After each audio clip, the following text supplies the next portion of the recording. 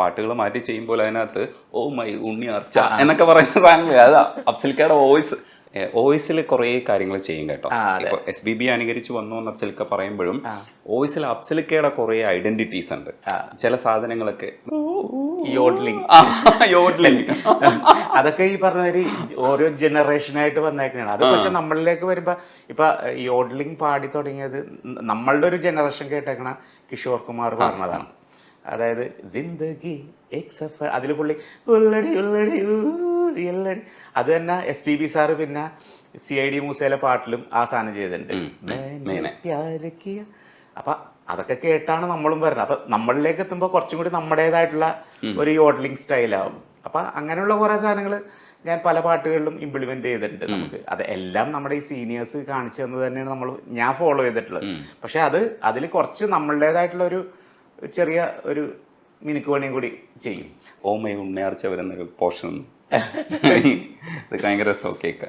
ഇടഞ്ഞാൻ ഉടവാളെടുക്കും ഉണ്ണിയാർച്ച ഞാൻ, oh my Unniyarcha. ഇത് നമുക്ക് ഇങ്ങനെ ഒരു സ്പേസ് കിട്ടുക എന്ന് പറയുന്നത് ഭയങ്കര ഭാഗ്യം കൂടെയല്ലേ.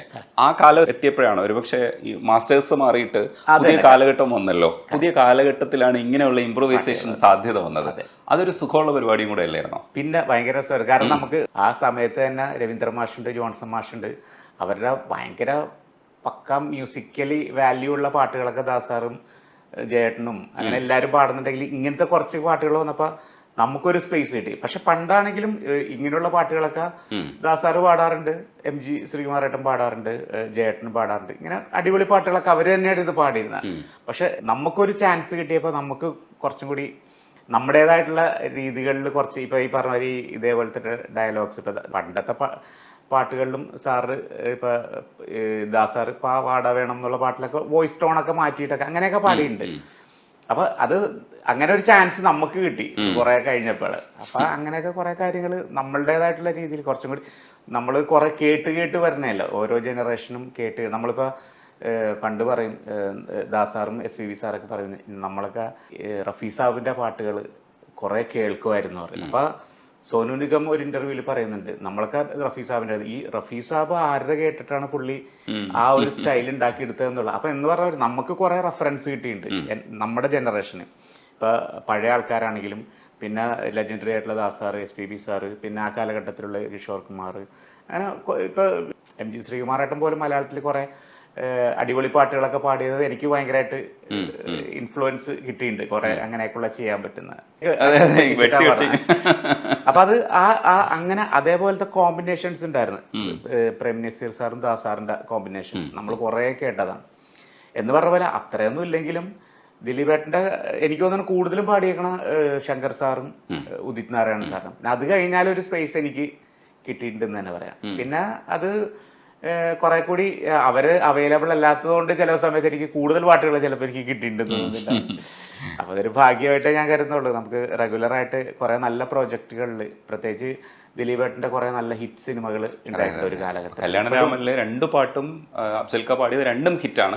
ഏതാണ് പ്രധാനപ്പെട്ടതെന്ന് പറയാൻ പറ്റില്ല. പക്ഷെ തിങ്കളെ കുറച്ചുകൂടെ മെലഡിയാണ്, അതൊരു ഫെസ്റ്റിവൽ മൂഡാണ് പാട്ട്. പക്ഷെ മറ്റേ പാട്ടാണ് നമുക്ക് അനുകരിക്കാൻ പറ്റാത്തതെന്ന് തോന്നുന്ന ഒരു പാട്ടില്ലേ, അത് ഭയങ്കര രസമാണ്. ഞാൻ പോകാതെ കരിയിലെ കാറ്റിന്റെ പറഞ്ഞ നമ്മുടെ ഒരു വേറൊരു റെൻഡറിങ് ആണ് ആ പാട്ടിന്റെ ആ ഒരു ഇമോഷൻസും എല്ലാം. ഒരു അതിന്റെ ഓർക്കസ്ട്രേഷനൊക്കെ അടിപൊളിയാണെങ്കിലും പാട്ടിനൊരു ഇമോഷൻ ഉണ്ട്, ഒരു ചെറിയൊരു ഒരു നോവുണ്ട് ആ പാട്ടിന്. അതെപ്പോഴും കീപ്പ് ചെയ്തുകൊണ്ട് എന്നാൽ ആ പവർ കുറയാണ്ട് പാടണം എന്നുള്ളൊരു ബെനി ഇഗ്നീഷ്യസ് പറഞ്ഞിട്ടുണ്ടായിരുന്നു. അപ്പൊ അതെല്ലാം നമ്മൾ അതിന്റെ ഒരു അളവും ഇതൊക്കെ നമ്മൾ തന്നെ തൂക്കിയിട്ട് നമ്മളെ തൊണ്ടയിൽ അത് വരുത്തണം എന്നുള്ളതാണ്.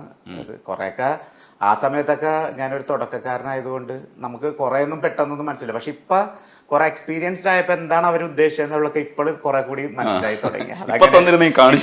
എനിക്ക് നമുക്ക് ശരിയാക്കായിരുന്നു. പക്ഷെ അതുകൊണ്ട് തന്നെ അന്ന് പാടിയ പാട്ടുകൾ നമുക്ക് ഇപ്പൊ അത് കുറച്ചും കൂടി നല്ല ഫീലില് പ്രസന്റ് ചെയ്യാനൊക്കെ നമുക്ക് പറ്റുന്നുണ്ട്. പുറത്ത് പാടുമ്പോൾ ലൈവ് പാടുമ്പോഴൊക്കെ അവരുദ്ദേശിച്ച കുറച്ചും കൂടി നമുക്ക് ഇപ്പൊ എനിക്ക് തോന്നുന്നത് ദേവരാജ മാഷ് ലൈവ് പ്രോഗ്രാമിന് വേണ്ടി, ഇപ്പൊ ദാസാറാണ് കൂടുതൽ പാട്ട് പാടിയത്, പക്ഷെ അദ്ദേഹത്തിന്റെ ലൈവ് ഷോസിന് വേണ്ടി അദ്ദേഹം പുതിയ തലമുറയിലുള്ള പാട്ടുകാരെ, സുദീപിനെ പോലെ വിജേഷ്, അവരൊക്കെ മാഷിന്റെ ശിഷ്യന്മാരാണ്. അവരൊക്കെ വീട്ടിൽ വിളിച്ചു വരുത്തി ദാസാറ് പാടിയിട്ടുള്ള പാട്ടുകൾ ഒന്നും കൂടി അവരെ പഠിപ്പിച്ച്, മാഷ് ഉദ്ദേശിച്ച് കുറെ മ്യൂസിക് ഡയറക്ടർ ഉദ്ദേശിക്കുന്ന കുറെ സാധനങ്ങളുണ്ട്, അതൊക്കെ അവർക്ക് പഠിപ്പിച്ചു കൊടുക്കുകയാണ്. അപ്പൊ അതായത് ഒരു മ്യൂസിക് ഡയറക്ടറിന്റെ ഒരു ഉദ്ദേശിക്കുന്ന കാര്യങ്ങൾ നമുക്ക് മനസ്സിലാകാന്നുള്ളതിന് കുറെ എക്സ്പീരിയൻസ് വേണം.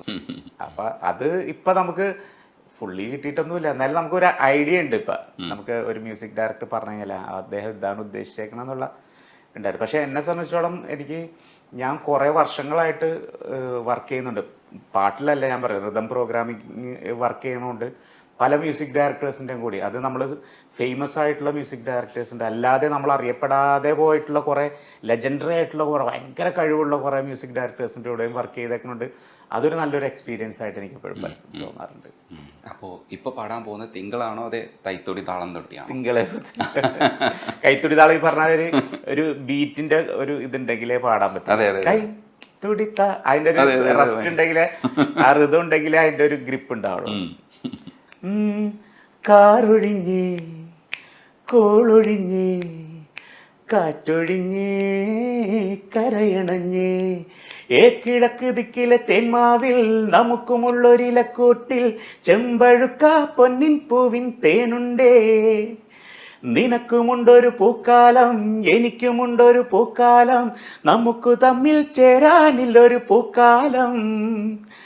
ഇടനെഞ്ചിലെ നമ്പരച്ചിന്തിലെ തേൻ കുളിരണ പൂങ്കനവിൽ ഇനി നമുക്കൊരു മറുജന്മം കാത്തിരിക്കാം. കൈ തുടിതാളം തട്ടി തെയ് തകമേളമിട്ട് മെയ് നിറപ്പൊന്നും കെട്ടി വാ പെൺകിളി. കൈ മരക്കൊമ്പിലൊരു തൈ മണിക്കൂടും കെട്ടി മെയ് മലർ ചെണ്ടും കൊണ്ടേ വാ ആൺകിളി. ഓ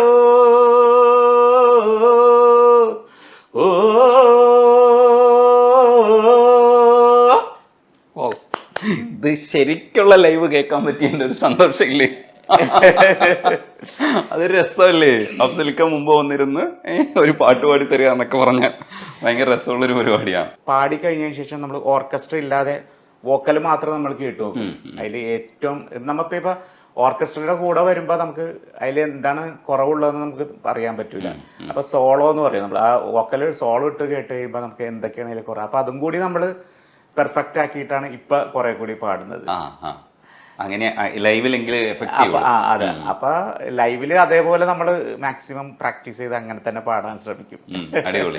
അഫ്സലിക്ക ശരിക്കും കൊച്ചിയുടെ ഗായകൻ എന്ന് കറക്റ്റ് ആയിട്ട് പറയാൻ പറ്റും അഫ്സലിക്ക്? തീർച്ചയായിട്ടും. വാപ്പ ശരിക്കും മ്യൂസിക്കുമായിട്ട് ബന്ധമുണ്ട്, അത്യാവശ്യം വായിക്കുകയൊക്കെ ചെയ്യുമായിരുന്നു. പഴയ കാലഘട്ടത്തിലെ കൊച്ചിയിലെ ഒരു പണ്ട് ഞാൻ പറഞ്ഞില്ലേ ഒരു 40 കാലഘട്ടങ്ങളിലാണ് ഇക്ബാൽ മ്യൂസിക് ക്ലബിലെ ഒരു മെമ്പറായിരുന്നു വാപ്പച്ചി.